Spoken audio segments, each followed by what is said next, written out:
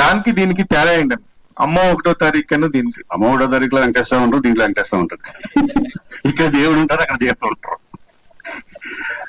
అంటే కొన్ని ఫిల్మ్స్ అమ్మ 1వ తారీఖు అక్కడ బాధలు కష్టాలు మిడిల్ క్లాస్ సంబంధించినవి అవన్నీ ఉంటాయి. బట్ ఇక్కడ ఏంటంటే మిడిల్ క్లాస్ వాళ్ళు బాధలు పడినప్పుడు ఎవరిని దేవుడిని ప్రతిదీ దేవుడు గుర్తొస్తూ ఉంటారు కదా. దేవుడా నాకు ఏదో ఒకటి, మన గుడికి వెళ్తే అన్ని కోరికలు కోరుకుంటాం, ఎక్కడికి వెళ్ళినా కోరికలు కోరుకుంటాం. అట్లాగే ఒక భక్తుడు ఒక భగవంతుడిని ఏం కోరుకున్నారు, ఆ భగవంతుడు నిజంగా భక్తికి మెచ్చి ఈయనకి ఏమి ఇచ్చాడు అనేది ఆ టైప్ ఆఫ్ ఫన్నీగా ఒక ఎంటర్టైన్మెంట్ గా ఉంటుంది. అలాగే దీంట్లో ఏంటంటే ఒక మంచి మెసేజ్ కూడా ఉంటుంది. అంటే ఇచ్చిన దాన్ని సరిగ్గా వినియోగించుకోవడం అనేది మీ ధర్మం, అది మేము ఇచ్చినా కూడా. అటువంటి అన్ని చాలా మంచి డైలాగ్స్ చాలా బాగుంటాయి. సో దానికి దీనికి చాలా డిఫరెంట్. అంటే లైన్ మిడిల్ క్లాస్ అనేది తప్పితే సబ్జెక్ట్ చాలా డిఫరెంట్ ఉంటుంది. దానికి సమాధానం ఎంటర్టైన్మెంట్, ఫుల్ ఎంటర్టైన్మెంట్. అదేమో సెంటిమెంట్ సినిమా, ఇదేమో ఎంటర్టైన్మెంట్ సినిమా. ఒక ఫ్యామిలీ ప్రశ్న అన్న, ఇప్పుడు ఇందాక లయ గారితో చూసినప్పుడు ఉమెన్స్ టాపిక్ తీసుకున్నప్పుడు ఇంట్లో కూడా అలానే ఉంటుందా పరిస్థితి అన్నట్టుగా అనిపించింది. మీకు ఎవరికే మీకు ఆచిలు గీచులు ఏముండవు, అలా ఏముండదు. మీ అబ్బాయి హీరోగా వచ్చి చాలా పెద్ద పెద్ద సినిమాలు చేస్తున్నారు. ఫైనల్ గా మొత్తానికి మీకు కూడా హీరో ఛాన్స్ వచ్చింది అనుకున్నప్పుడు చాలా బాగా, నాకు కూడా హీరో ఛాన్స్ వచ్చిందంట. చాలా హ్యాపీగా ఉంది. హీరో విలన్ నుంచి హీరో, 100 సినిమా హీరో నుంచి విలన్ నుంచి హీరో క్యారెక్టర్ అన్ని రకరకాల. నాకే కన్ఫ్యూజన్ లో ఉన్నా నేను, ఏంద్రా ఇది పరిస్థితి అని. అదే ఇందాక మీరు చెప్తుంటే కొంచెం ఎమోషనల్ గానే అనిపించింది. నేను ప్రతిసారి గెస్ట్ గా వస్తున్నాను, ఈ ఒక్కసారి మాత్రం నేనే హీరోగా వచ్చాను అనేది ఇప్పుడు అరే నిజమే కదా అనిపించింది. నిజమే కదా, అదే ఆ ఫీల్ నిజంగా. అంటే ఈ మధ్య మీరే చూసుంటారు కదా, చాలా సినిమాల గెస్ట్ గా వచ్చాను మళ్ళీ చాలా రోజుల తర్వాత. అంటే నేను ఈ మధ్యలో main lead Kotabommali PS out చేశాను. కోటబొమ్మలి పిఎస్ తర్వాత మళ్ళీ మెయిన్ లీడ్ గా ఇదే చేయడం. మిగతా అన్ని మీకు తెలిసిందే ఏమేమి సినిమాలు చేస్తున్నాను అనేది. ఎంజాయ్ హీరోగా. నాగేశ్వరరెడ్డి గారు, మిస్టర్ మిడిల్ క్లాస్ తో నేను వస్తున్నారు మళ్ళీ. చాలా చాలా బాగుంది teaser. All the very best అండి. Thank you. నాగేశ్వరరెడ్డి గారు, శ్రీకాంత్ గారు సార్, ఒకప్పుడు మన ఇండస్ట్రీలో ఇన్ఫాక్ట్ మీ ప్రైమ్ టైం అన్నట్టు సినిమా కూడా ప్రైమ్ టైం.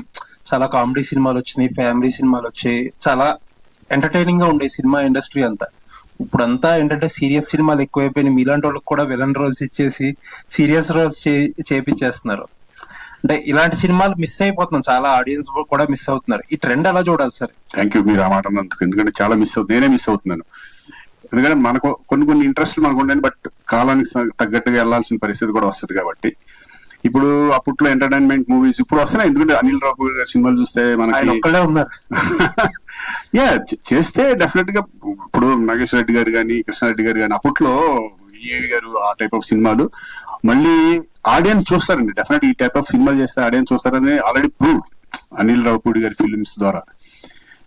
ఇప్పుడు ఏంటంటే ఈ పాన్ ఇండియా లాగా అయ్యి అటు ఇటు కొంచెం చిన్న అటు ఇటు కన్ఫ్యూజన్ లో ఉన్నారు. ఆడియన్స్ ఏది చూస్తున్నారో తెలియట్లేదు. Number of OTT movies behind వెళ్ళిపోయి అనుకుంటున్నాను. బిహైండ్ అంటే ఇది చూస్తే ఇప్పుడు ఇదే ఫ్యామిలీ సబ్జెక్ట్ చేయాలంటే ఇదివరకు ఇట్లాగా 30 days 40 days లో మేము ఫిల్మ్ ఫినిష్ చేసేసి చక్కగా హ్యాపీగా అందరూ ఎంజాయ్ చేసే విధంగా ఉంది. ఇప్పుడు ప్యాడింగ్ దగ్గర నుంచి దాని బడ్జెట్ పెట్టాలంటే, ఒక చిన్న సినిమాకి బడ్జెట్ పెట్టాలంటే చాలా ప్రాబ్లం ఉంది. ఇప్పుడు నేను సినిమా చేశాను అనుకోండి, నాకు బడ్జెట్ చేస్తాం, పర్ఫార్మెన్స్ వైజ్ అన్ని రకాలు బాగుంటుంది, కానీ ఆ బడ్జెట్ ని వెళ్ళాలంటేనే ప్రాబ్లం అవుతుంది. ఇప్పుడు ఎందుకంటే నంబర్ ఆఫ్ పెరిగిపోయింది కదా. ఇప్పుడు cost of living, cost of production పెరిగిపోయింది. ఇప్పుడు సినిమా మామూలుగా ఇప్పుడు ఇదివరకు అయితే గోదావరి డిస్టిక్ వెళ్ళి చక్కగా సినిమాలు చేసాం. ఇప్పుడు వెళ్ళాలంటే ఎక్కడికో వెళ్ళి ఒక వేరే సాటికి వెళ్ళి రిచ్నెస్ అనేది బాగా అలవాటు పడిపోయారు. కాబట్టి ఆ డిఫరెన్స్ ఉంటుంది. అంటే మీరు అన్నట్టు ఫ్యామిలీ సినిమాలకి, కామెడీ సినిమాలకి కాస్ట్ ఆఫ్ ప్రొడక్షన్ ఇది కూడా ఒక ప్రాబ్లం. సరే, అది పక్కన పెడితే పెద్ద సినిమాల్లో మీరు చూస్తే పెద్ద హీరోలు చేసే సినిమాల్లో కూడా కమర్షియల్ సినిమాల్లో కామెడీకి ఒక ట్రాక్ ఉండేది. కనీసం 1-2 ట్రాక్లు ఉండి మధ్య మధ్యలో సీరియస్ ప్రొసీడింగ్స్ మధ్యలో కూడా అక్కడక్కడ నవ్విస్తా వెళ్ళిపోయేవారు. ఆ ట్రాక్ సినిమాలకు సంబంధం లేకుండా కూడా ట్రాక్లు రాసేవారు ఒక్కొక్కసారి. ఇప్పుడు అది కూడా పోయింది కదా సార్ మొత్తం అంతా. అంతేగా మరి పోయింది, దాన్ని ఏం చేద్దాం తెలియట్లేదు మరి. ఆల్ ది బెస్ట్ నాగేశ్వరరెడ్డి గారు. మళ్ళీ మారాలని కోరుకుందాం, వస్తాయండి డెఫినెట్ గా ట్రాక్స్. అంటే దాన్ని బట్టి ఒక్కోసారి ఒక సిచ్యువేషన్. నాగేశ్వరరెడ్డి గారు, భగవంతుడు మానవ రూపంలోకి వచ్చి అది అనేది ఒక సక్సెస్ఫుల్ ఫార్ములా తెలుగు సినిమాల్లో కానీ. సో అలాంటి దానికి మిడిల్ క్లాస్ ఫ్యామిలీ డ్రామాని జోడించి తీసుకొచ్చారు. సో ఇప్పుడున్న జంజీ ఆడియన్స్ కి ఇది ఎలా కనెక్ట్ చేస్తారు? జంజీ కూడా కంపల్సరీ ఈ సినిమాని ఎంజాయ్ చేస్తారు. ఎందుకంటే వాళ్ళు కూడా ఈ సినిమాలో మీరు చూసిన బాక్స్ ఉంది కదా, బాక్స్ ని మించి ఒక పవర్ ఉంటది. ఆ పవర్ అరే మనకు కూడా కావాలరా ఇది అని జంజీనే ఫస్ట్ అనుకుంటది. ఎందుకంటే వాళ్ళే ఎక్కువ ప్రాబ్లమ్స్ లో ఉంటారు, మనం కాదు. వాళ్ళకి ప్రేమ ప్రాబ్లమే, డబ్బులు ప్రాబ్లమే, ఇంట్లో ప్రాబ్లమే, ఫాదర్ మదర్ తో ప్రాబ్లమే, చదువుతో ప్రాబ్లమే, లెక్చరర్స్ తో ప్రాబ్లమే, వాళ్ళ ఫ్రెండ్స్ తో ప్రాబ్లమే, lot of problems, entertaining problems నేను అంటుంది ఫేస్ చేసేదే జంజీ. తర్వాత ఈ సినిమా బాగుంటే జంజీ ఈ సినిమా జంజీ అని, ఈ సినిమా ఫ్యామిలీ అని, ఈ సినిమా మాస్ అని there is no restriction. Cinema బాగుంటే దట్స్ ఇట్, అందరు చూస్తారు. దీన్ని నమ్ముతా నేను కృష్ణారెడ్డి గారి దగ్గర చూశాను, అది ఈవి గారి దగ్గర చూశాను. తర్వాత ఇప్పుడు అనిల్ రావుపూడి గారి సినిమాలు ఉన్నాయి. ఆ సినిమాలు ఎంటర్టైనింగ్ అండ్ మాసే కదా. వెంకటేష్ బాబు గారి సినిమా, చిరంజీవి గారి సినిమా మన ఎంటర్టైన్మెంటే కదా. మరి బాక్సులు బద్దలైపోయాయి, రికార్డ్ కలెక్షన్స్ వచ్చాయి కదా ఎంటర్టైన్మెంట్ కి. కాబట్టి అది యూత్ చూడకుండా జరగదు కదా. సో సినిమా బాగుంటే దట్స్ ఇట్, అందరు చూస్తారు. వెంకటేశ్వర స్వామి శ్రీ మన రాజేంద్ర ప్రసాద్ గారిని ఎంపిక ఎవరిదండి? చాలా బాగున్నారు. ఈ సినిమా కాస్టింగ్, నేను ఒక సినిమా చెప్తే, ఒక కథ చెబితే కాస్టింగ్ తోనే చెప్తా. ఆల్మోస్ట్ కాస్టింగ్ చెప్తాను. కానీ ఈ కాస్టింగ్ కంపల్సరీ ఈ సినిమాలో ఉండటానికి కారణం జీకే. జీకే ఎవరన్నా శ్రీకాంత్ గారు కరెక్ట్ గా చెప్తారు. ఈ సినిమా కర్త కర్మ క్రియ జీకే. ఎందుకంటే ఈ కథ ఏ కథ రాసుకున్నా సరే ఫస్ట్ డైరెక్టర్ నమ్ముతాడు, ఎందుకంటే అతనే తీస్తాడు కాబట్టి దాన్ని నమ్మే రాస్తాడు కథ. కానీ ఈ కథని, ఆ డైరెక్టర్ కథని మొదట నమ్మి ఈ కథని నమ్మి ఈ సినిమా సూపర్ హిట్ అవుద్ది, ఈ సినిమా చాలా బాగుంది అంటే ఆ జీకే అనే ఆయన మన సినిమా ఫీల్డ్ కాదు, కానీ ఆయనకి ఎంత నాలెడ్జ్ ఉందంటే సినిమా గురించి మనం అన్ఇమేజిబుల్, మీరెవరు ఊహించలేరు అంత ఎక్స్ట్రా. నువ్వు ఒకసారి కథ చెబితే, నేను కోదండరామిరెడ్డి గారి దగ్గర చూసేవాడినది, ఆయన కథ చెప్తే పరుచు బ్రదర్స్ సత్యమూర్తి గారు సత్యానంద్ గారు కథ చెప్తే వాళ్ళకంటే బాగా తీస్తాడు సినిమా. వాళ్ళు చెప్పి చూసి వాళ్ళే ఆశ్చర్యపోయేలా ఉంటారు. అంటే నాకు తెలియదు అది, బట్ వచ్చి చూసిన తర్వాత నాకు అర్థమైంది, ఈయన రైటర్స్ కన్నా గొప్పగా చేశాడు సినిమా. నాకు ఆయన జీకే గారిని చూస్తే అలా అనిపించేది. నేను 60 సీన్ల కథ చెబితే వాళ్ళ ఫ్రెండ్స్ కి 60 సీన్ల కథ చెప్పేవాడు. మొత్తం వాళ్ళు షాక్ అయిపోయేవాళ్ళు, మీరు ఏం చెప్పారండి మా వాడు మొత్తం చెప్పేస్తున్నాడు కదా అని. అంత గ్రాస్పింగ్ పవర్. కాస్టింగ్, ఈ కాస్టింగ్ నేను ఈ సినిమా బడ్జెట్ లో చేయాలనుకున్నప్పుడు కాస్టింగ్ మొత్తం మార్చేసాను, ఈ కాస్టింగ్ తో చేద్దామని చెప్పా. బట్ అసలు నో కాంప్రమైజ్. ఈ సినిమాలో A to Z మీరు ఏ కాస్టింగ్ తో కథ చెప్పారో అదే కాస్టింగ్ ఈ సినిమాలో చేయండి అని చెప్పి ఆయన వెనకున్నాడు. ఏదో రోజు ముందుకు వస్తాడు, ఆ రోజు అన్నిటికీ ఆయన జీకే బయటికి రావాలి. ఇప్పుడు సీఎన్ అసలు మనకందరికన్నా ఎక్కువగా కోరుకునేది జీకే బయటికి రావాలని సీఎన్. ఎందుకంటే నా చందునూతి పేరు లేదు, నా చందునూతి పేరు అని తెగ ఫీల్ అయిపోతున్నాడు ఆయన. ఈ జీకే వస్తే గానీ ఆ సీఎన్ పేరు బయటికి రాదు. ఆయన కోసమైనా ఈయన బయట రావాలని కోరుకుంటున్నాను. శ్రీకాంత్ గారు, సార్ క్యారెక్టర్ ఆర్టిస్ట్ గా విలన్ గా చేస్తే సినిమా ఆడియన్స్ పుల్ చేయడానికి అంత ప్రెజర్ ఉండదు. కానీ హీరోగా చేయడం అనేది, ఆడియన్స్ పుల్ చేయడం అనేది ఒక ఛాలెంజింగ్ ఇప్పుడు ఉన్న రోజుల్లో. మీరేమైనా ప్రెజర్ గా ఫీల్ అవుతున్నారా? హీరో అనేది ఎప్పుడు ప్రెజర్ గానే ఉంటుంది. ఎందుకంటే ఇదివరకు నేను దాదాపు 120 సినిమాలు హీరోగా చేశాను. అప్పుడు ఎంత ప్రెజర్ ఫీల్ అయ్యాను నాకు తెలియదు, మీ అందరికీ తెలిసింది. అందరూ ప్రతి వాళ్ళకి హీరో అనేవాడికి డెఫినెట్ గా ఉంటుంది. క్యారెక్టర్ చేసేటప్పుడు మనకు సంబంధం లేదు, హీరో చూసుకుంటారులే, హీరోకి వెళ్ళిపోతాం మొత్తం అంతా అని. బట్ క్యారెక్టర్ ఆర్టిస్టులు కూడా ఈ సినిమా ఇప్పుడు కూడా హిట్ అవ్వాలని కోరుకుంటారు ఎవరైనా సరే. తను ఆ ఫిల్మ్ చేశాడంటే ఆ సినిమా బాగుండాలి, ఆ సినిమా బాగుంటేనే వాళ్ళకి పేరు వస్తుంది అనేది కోరుకుంటారు. బట్ 100% నాకు అలవాటు అయిపోయింది. ప్రెజర్ ఫీల్ అయ్యేది ఏముంటది, చూస్తే హ్యాపీ, చూడకపోతే మంచి సినిమా చూసుకుని పోతా ఉంటాం. అంటే కంగ్రాచులేషన్. నాగేశ్వర రెడ్డి గారు. సార్ సార్ ఇందాక నుంచి డిస్కషన్ జరిగినట్టు కామెడీ సినిమాలు తగ్గిపోయినాయి ఇప్పుడు అన్నట్టు. అనిల్ రావిపూడి గారు, ఆరాపురం దర్శకులు మాత్రమే చేస్తున్నారు. మీలాంటి వాళ్ళు కూడా గ్యాప్ తీసుకున్నారు. లైక్ ఈవి గారు, ఎస్సీ కృష్ణారెడ్డి గారు తర్వాత ఆ పందాలు వెళ్ళిన వ్యక్తి మీరు. మీ సినిమాలతో ఎంటర్టైన్ చేశారు. అండ్ ఇప్పుడు కమింగ్ టు ఇప్పుడు కామెడీ విషయంకి వచ్చేసరికి సోషల్ మీడియా ఇది అంతా వచ్చేసింది. అంటే కామెడీకి అవుట్డేటెడ్ అనో, క్రింజ్ అనో పదాలు కూడా చేరుస్తున్నారు. సో ఈ ట్రెండ్ ఎలా చూస్తారు మీరు? కామెడీకి ఇండస్ట్రీ గానీ, డైరెక్టర్లు గానీ, ప్రొడ్యూసర్లు గానీ ఎప్పుడు బ్రేక్ ఇవ్వరు. ఆడియన్స్ ఇచ్చారు. ఆడియన్స్ ఒకసారి ఒక మాస్ పైన పడ్డారు, lot of violence, lot of action, దీన్ని ఈ మూడ్ లోకి వెళ్ళిపోయారు. ఆ మూడ్ లోనే ఇండస్ట్రీ కూడా సినిమాలు తీస్తూ వచ్చింది, పెద్ద పెద్ద హీరోలు. సో వాళ్ళు lot of budget, lot of అంటే విజువల్ ఇంపాక్ట్ ఎంటర్టైన్మెంట్ ఇస్తూ వచ్చేది ఇండస్ట్రీ. సో ఆడియన్స్ మొత్తం అటు ట్రావెల్ అయిపోయారు. ఎప్పుడైతే అనిల్ రావిపూడి అనే డైరెక్టర్ F2 అనే సినిమాతో ఒక ఇండస్ట్రీ షేక్ అయ్యే కలెక్షన్స్ ఇచ్చాడో, మళ్ళీ ఎంటర్టైన్మెంట్ సినిమాలు ఆడతాయన్నది ఇండస్ట్రీ నమ్మింది, ప్రేక్షకులు అతను థియేటర్కి రప్పించాడు. సో మళ్ళీ అనిల్ రావిపూడి అనే డైరెక్టర్ హిట్ కొట్టడం వల్ల మళ్ళీ ఎంటర్టైన్మెంట్ సినిమాలు స్టార్ట్ అయ్యింది నేను అనుకుంటున్నాను పర్సనల్ గా. ఇది కంటిన్యూ అవుతుంది మళ్ళీ, ఎందుకంటే ఎప్పుడైతే ఆడియన్స్ ఎంటర్టైన్మెంట్ కి టర్న్ అయ్యారో there is no way producers కానీ, ఇండస్ట్రీ కానీ, హీరోలు కానీ ఖచ్చితంగా కామెడీ వైపు ట్రావెల్ అవ్వాల్సిందే, అయి తీరాల్సిందే, అవుతారు. శ్రీకాంత్ గారు సార్, మీరు ఈ మధ్య క్యారెక్టర్లు కూడా మంచి మంచి క్యారెక్టర్లు చేస్తున్నారు, పడుతున్నాయి. అండ్ మీ అబ్బాయి బిజీగా హీరోగా సినిమా చేస్తున్నాడు. సో ఎవరన్నా తన గురించి అప్రోచ్ అయినప్పుడు మిమ్మల్ని క్యారెక్టర్ గురించి కూడా ఏమన్నా అప్రోచ్ అవుతున్నారా? మీరు ఏమన్నా రిజెక్ట్ చేస్తున్నారు? నాతో చేయడంట ఇప్పుడు డెసిషన్ అతను చేసేసి మరి టెన్షన్ పడతాడంటే తెలియదు, కానీ అసలు నాన్న అప్పుడే నీతో చెబుతున్నాను అని చెప్పాడు. సరే ఓకే అట్లా కనీరా అని చెప్పా. త్వరలో ఈ కాంబినేషన్ లో సినిమా రావాలి, వస్తుంది ఇప్పుడు చూద్దాం. లయ గారు, యాక్చువల్ గా ఒక మిడిల్ క్లాస్ అనే పేరుతో వచ్చిన ఒక ఈ మధ్య వచ్చిన ఒక ట్రెండ్ అది. ఆ సినిమా, ఆ వెబ్ సిరీస్ లో మీరు మిస్ అయినట్టున్నారు. యాక్చువల్ గా అది మీ దగ్గరికే ఫస్ట్ వచ్చిందని ఇన్ఫో. ఇప్పుడు మళ్ళీ మిస్టర్ మిడిల్ క్లాస్ అనే సినిమా మీ కెరీర్ కి ఒక బ్రేక్ త్రూ అవుతుందని నమ్ముతున్నారు? డెఫినెట్లీ అయితే నమ్మే సినిమా ఏదైనా చేస్తే, బికాస్ అది చేయడం అంటే చాలా బాగుంటుంది, ఇది నాకు ప్లస్ అవుతుంది, ఇది డెఫినెట్లీ ఆడియన్స్ కి నచ్చుతుంది అని నమ్మే చేస్తున్నాం.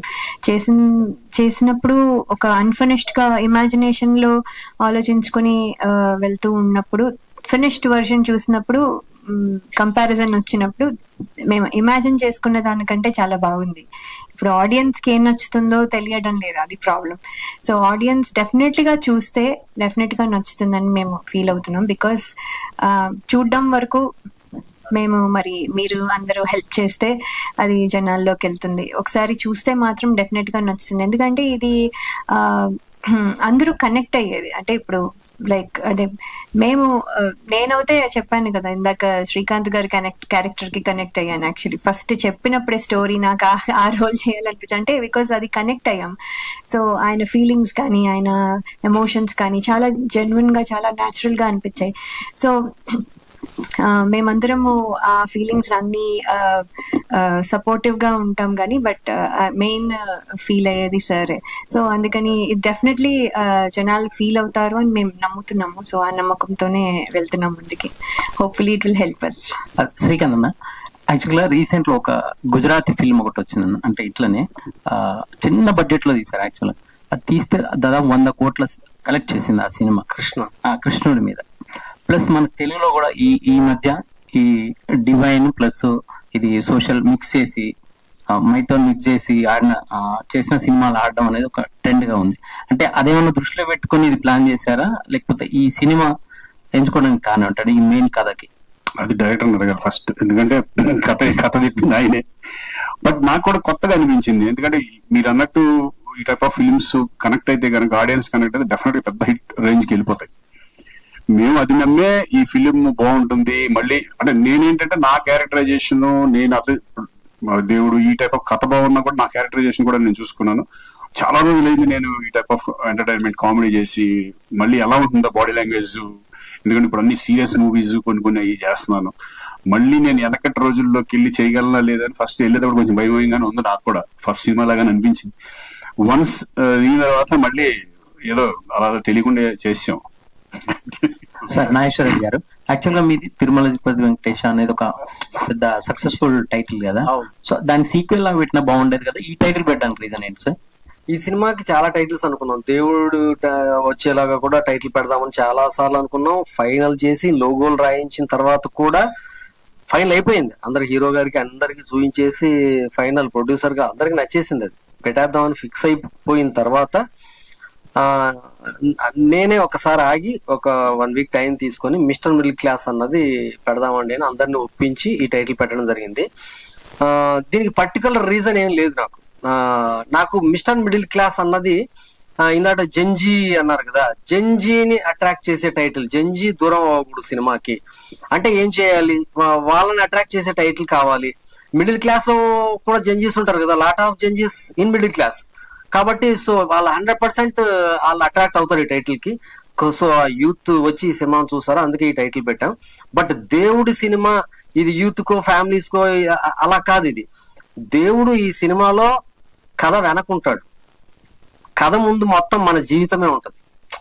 మన రోజు మనం పడే ప్రాబ్లమ్స్, రోజు మనం నిందించే దేవుడు, రోజు మనం దండం పెట్టుకునే దేవుడు, ఆ దేవుడిని ప్రతిరోజు అనుకుంటాం. మన కష్టం వచ్చినా దేవుడిని అంటాం, సుఖం వచ్చినా దేవుడిని అంటాం. బట్ అది ఆయన ఇస్తున్నాడా లేదా అన్నది ఈ సినిమాలో డిస్కస్ చేస్తాం. ఇది బ్యూటిఫుల్ డిస్కషన్, చాలా బాగుంటుంది. డైరెక్టర్ గారు, ఇప్పుడు మీ సమకాలికులు కానీ సీనియర్లు కానీ ఇప్పుడు డైరెక్టర్ గా రాణించలేకపోతున్నారు, సక్సెస్ కాలేకపోతున్నారు, బట్ మీరు మాత్రం సర్వైవ్ అవుతుంది. దాని సీక్రెట్ ఏంటండి? వాళ్ళందరూ నన్ను కొట్టేలాగా క్వశ్చన్ వేస్తారు మీరు ఇప్పుడు. వాళ్ళందరూ మా ఇంటికి వచ్చి అలా ఏం లేదు సార్, 100% వాళ్ళు కూడా సూపర్ డూపర్ ఇచ్చి ఇచ్చారు. వాళ్ళు అందరు రిలాక్స్ అయి ఉంటారు, వాళ్ళకి అవకాశాలు రాక కాదు, వాళ్ళు రిలాక్స్ అయి ఉంటారు. నాకు సినిమా అంటే, నేను సినిమా గురించి ఆలోచించకపోతే నేను ఏమైపోతున్నా, దట్ ఈస్ లాస్ట్ డే అనుకుంటానేమో నేను. ఎందుకంటే నేను నిద్ర లేవంగానే ఫస్ట్ సినిమా గురించి ఆలోచిస్తా, ఆఖరి నిద్రపోయే ముందు కూడా సినిమా గురించి ఆలోచిస్తా. కథ ఈ రోజు జనానికి ఎలా ఉంటే కథ బాగుంటది, ఎవరు బాగుంటారు, ఇదే ఆలోచనలతో ఉంటా. కాబట్టి ఎవరినో ఒకరిని సావగొట్టేసి సినిమా తీయిస్తా. కాబట్టి ఆయన ఏదో రకంగా మడతెట్టేస్తా. బడ్జెట్, ఆర్టిస్టులు, ఈ కామెడీ వదలను అనమాట. సాయి కార్తిక్ మా జీకే గారు మడతాడు వేరే. సార్ శ్రీకాంత్ గారు, మీరు ఇలాగ అన్నారు హీరోగా గ్యాప్ వచ్చిందండి, అంటే రీజన్ ఏంటి సార్? మీరు చేయకపోవడమా, మీకు రాకపోవడమా? రాకపోవడమే. యంగ్స్టర్స్ వచ్చేసారు కదా, ఇంక ఫ్రాంక్ గా మాట్లాడుకోవాలి, మనం అన్ని చేసుకుంటూ వెళ్ళాలి. అది చేస్తాను, ఇది చేస్తున్నాను, వచ్చినప్పుడు దీన్ని వదలం, ఇంకా అది ఈ రెండు మిక్స్ చేసుకుని వెళ్ళిపోతా ఉంటాం. నాకు తెలిసి ఈ సినిమా తర్వాత శ్రీకాంత్ గారి కోసం లాట్ ఆఫ్ డైరెక్టర్స్ కథలు రాస్తారు, యంగ్ డైరెక్టర్స్ కొత్త కథలు తీసుకొని వస్తారు శ్రీకాంత్ గారి దగ్గరికి. 100% ఇది జరుగుతుంది. రెడీగా next cinema. Okay. Sai Karthik గారు, అదే మీకు మ్యూజిక్ డైరెక్టర్ గా చాలా గ్యాప్ వచ్చింది సార్, ఈ గ్యాప్ కు రీజన్ ఏంటి? మళ్ళీ అంటే గ్యాప్ అయితే వచ్చింది సార్, మళ్ళీ ఇదే వెంకటేశ్వర స్వామి లాక్కొచ్చాడు. ఎందుకంటే ఆ దేవుడు దాంతోనే మళ్ళీ అంటే ఒక మళ్ళీ పెద్ద హిట్ రాబోతున్నది కన్ఫర్మ్ గా. గ్యాప్ ఎందుకు వచ్చింది అనేది ఏం లేదు సార్, ఇండస్ట్రీలో అందరికి తెలిసిందే, గ్యాప్ వచ్చింది అంతే. కాదు, ఒకప్పుడు దేవి ప్రసాద్ గారు లేకపోతే తమన్ గారి తర్వాత ఇమీడియట్ గా చెప్పుకునే పేర్లలో మ్యూజిక్ డైరెక్టర్ అనగానే సాయి కార్తిక్ పేరు ఉండేది. చాలా ఫాస్ట్ గా 75 సినిమాలు చేశారు, 85 చేశారు. అదే ఆ 10 చేయడానికి ఎంత టైం పట్టింది.